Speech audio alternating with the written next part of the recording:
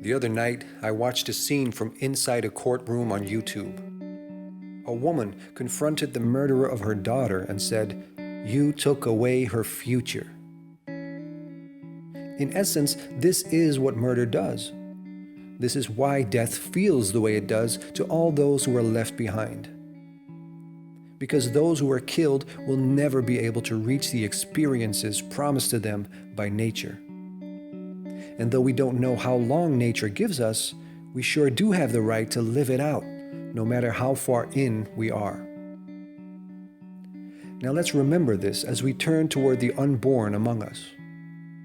Is it safe to say the fetus has been given that same promise by nature and has possessed this since conception?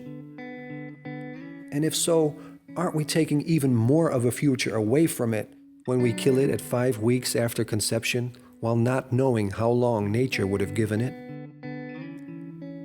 You see, when we look at life as a continuum, it doesn't matter anymore if you're fully human, or a person, or viable, or right in the head, or well-timed, or any of these things we tend to make up in order to count fetuses out of the human societies we live in.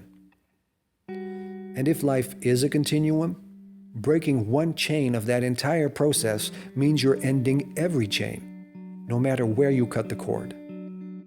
It has a future, and who are we to take it away? We, the ones that have survived this long, the ones our mothers were so glad to have, and if they weren't, at least we are glad that they had us anyway. You see, her convenience, or even her physical or psychological damage, horrible as it may be, does not trump my right to life. It may be considered a shame that she had me unwillingly, or was, at least in her opinion, incapable.